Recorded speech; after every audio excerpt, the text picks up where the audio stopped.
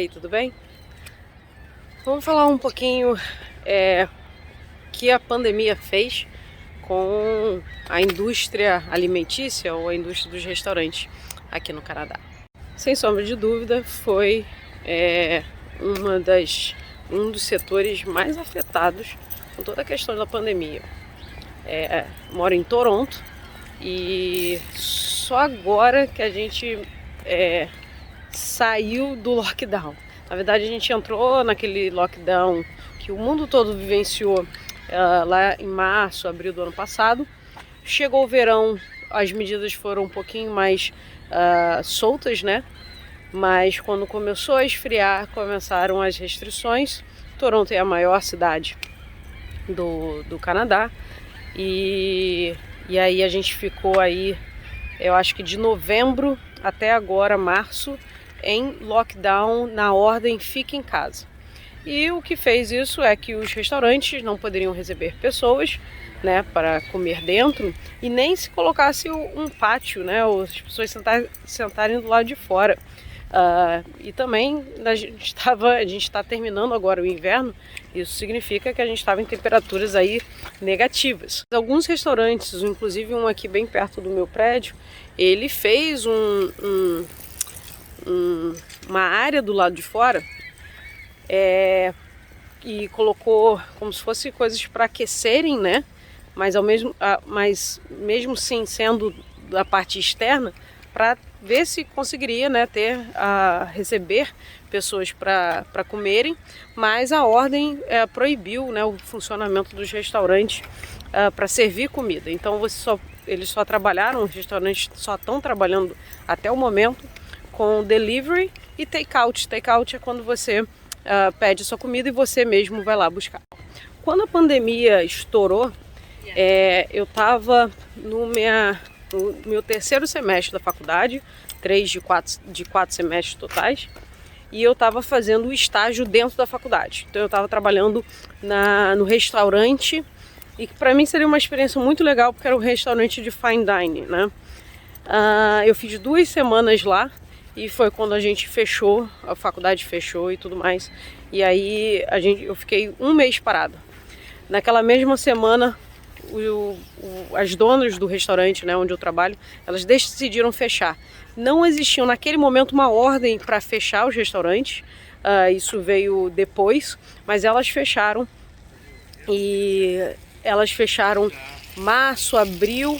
Eu só voltei a ser chamada, se eu não me engano, final de julho ou agosto. Então, esse tempo todo elas ficaram fechadas. Quando elas começaram a mexer de novo no negócio, elas mesmas caíram para dentro e começaram a fazer as coisas, em vender online, né, alguns produtos e tal. E elas começaram a reestruturar o restaurante. Isso foi uma sacada que vários donos de restaurantes tiveram, de entender que talvez você ter restaurante onde você sirva pessoas não vai ser uma boa saída para os próximos anos. Porque aqui o que é noticiado mesmo com vacina e tal, a gente ainda vai viver aí com algumas restrições, uso de máscara por algum tempo ainda. Então não é uma coisa que em meses vão ser resolvidas. E aí elas, como eu falei, elas têm diversas localidades, elas têm um bar, tem um café onde eu trabalho, elas tinham 2 cafés, né, onde eu trabalho, e fazem algumas vendas online, tanto coisa de produtos de mercado, porque algumas das pessoas aqui estão evitando ir para o supermercado, então elas fazem essas compras para essas pessoas, e vendendo também produtos como as pastinhas que eu faço, como algumas comidas assim semi-prontas. E elas decidiram em não abrir mais um dos restaurantes e transformar aquele restaurante num tipo de um mercadinho gourmet. Então ainda está em reforma, ainda não foi reaberto. Bom, mas qual foi a minha preocupação?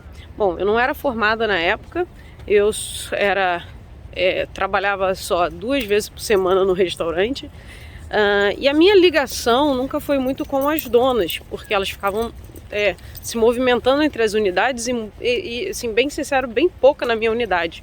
Eu só vim conhecê-las assim bem mais para frente, mas sem nenhum relacionamento.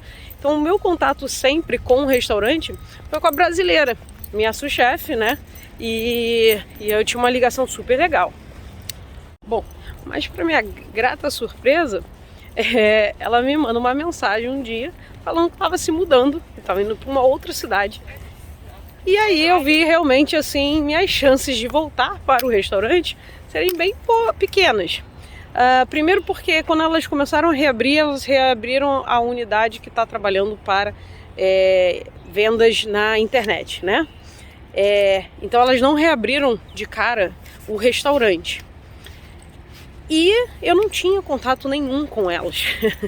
E então a minha única ligação era com a pessoa que estava se mudando. Então eu realmente fiquei um pouco preocupada, né? Porque sabia que vários restaurantes fecharam, vários restaurantes que são assim, menores.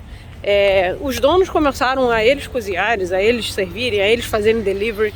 Começou um movimento de reduzir ao máximo o número de staff, o número de funcionários. Então eu pensei que eu não sabia qual seria a saída.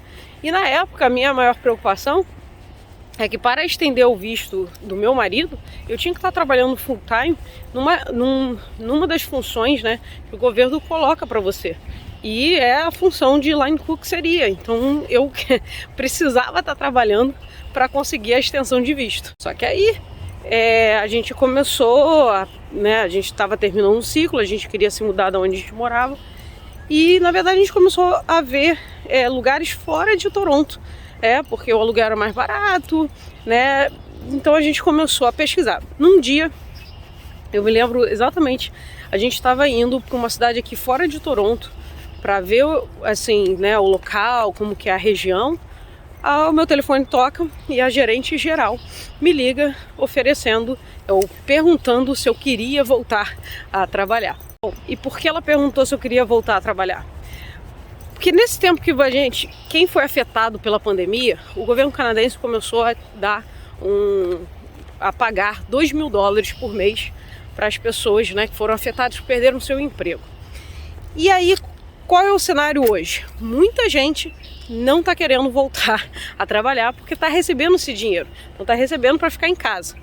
E às vezes voltar a trabalhar significa que você não ganharia, ou você não ganharia nem $2.000, ou a mais que você colocaria seria $100, $200, $300. E as pessoas acham que não compensa. Então a pergunta dela foi: você quer voltar a trabalhar e tal? E eu obviamente quis. Eu estava recebendo ajuda, mas eu acho que quando você está na ativa, você sempre tem maior chances de crescimento e de ser lembrado. Quase fui atropelada ali por uma bicicleta, mas tudo bem. Então eu sempre acho interessante no momento que você está em crise, que você sabe que está difícil o mercado. A empresa te chamar de volta, eu volto na hora. E foi uma grata surpresa, porque, como eu falei, eu não tinha contato com as donas e eu e a baker, né, a padeira, vamos dizer assim, nós fomos as primeiras a voltar, né, a trabalhar, e voltamos para trabalhar junto com as donas. Então, por algum tempo eram só nós 4 e depois uma do escritório voltou. A gerente geral, ela na verdade voltou depois de mim, ela estava trabalhando de casa, mas para ir mesmo lá. Então, eu fiquei muito feliz. Só que isso fez com que eu tivesse que mudar minha função. Eu fui treinada pelas donas para fazer esse setor que hoje eu faço e trabalhar com uma outra parte, num outro local do negócio. Hoje algumas pessoas já retornaram, né, para o restaurante, funcionários antigos. Alguns foram até relocados, ou seja, pessoas que trabalhavam às vezes como garçom, garçonete. Elas estão trabalhando na cozinha, né? Aquelas que gostam, que queriam realmente voltar a trabalhar. Financeiramente, para algumas pessoas isso não foi bom no sentido porque você trabalha por hora e às vezes você não recebe, você não é escalada, né, para trabalhar full time, trabalhar as 8 horas por dia. Então, para algumas pessoas financeiramente realmente às vezes não compensou tanto. Algumas ainda conseguem algum tipo de ajuda do governo, mas isso afetou bastante. Então, das pessoas que se formaram comigo, eu sei que pessoas que ainda não voltaram estão recebendo ajuda do governo, sim. Algumas é porque não querem trabalhar, mas algumas porque o restaurante que elas trabalhavam realmente não conseguiu ainda pensar um modelo de negócio para você ter lucro. Mas por isso que eu acho que você tá sempre na ativa é melhor do que você ficar parado, porque nesse cenário, né, que eu voltei, comecei a trabalhar e tal, surgiu uma outra oportunidade de emprego pagando mais, e hoje eu tô me conciliando entre duas empresas. Então eu, Renata, não fui afetada, vamos dizer assim, né, com toda a questão da pandemia, mas eu sei, né, que a realidade é diferente, e por isso que num outro vídeo eu falei que eu não acho ideal a pessoa vir agora, mesmo você podendo entrar, fazendo a faculdade aqui para gastronomia, eu não acho ideal, porque realmente o mercado ele tá assim bem reduzido, e isso eu tô falando na realidade de Toronto.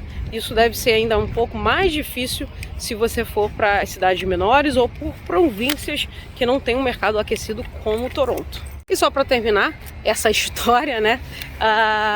Bom, mais um ponto, né? Para eu reafirmar que é sempre bom você estar trabalhando, você é sempre bom estar produzindo, é porque você começa a surgir oportunidades. Então não só hoje eu estou em duas empresas, mas como também eu já estou indo para minha segunda promoção dentro, né, da empresa, e fui convidada aí para ser a Junior Sous Chef, ou seja, eu passo de cozinheira para agora eu estou em treinamento para ser chefe de cozinha. Então isso não aconteceria se eu estivesse em casa recebendo a ajuda do governo, né, e esse tempo passando.